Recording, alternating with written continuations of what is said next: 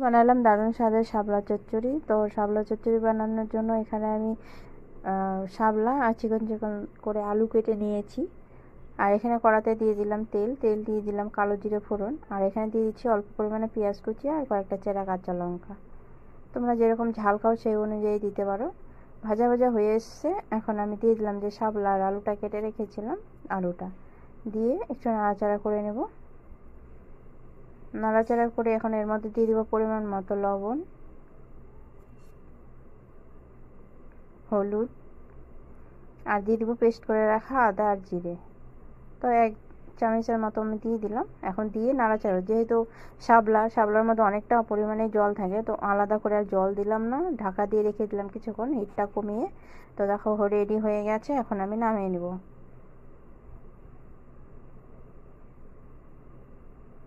আলুগুলো সেদ্ধ হয়ে গেছে, যেহেতু শাপলা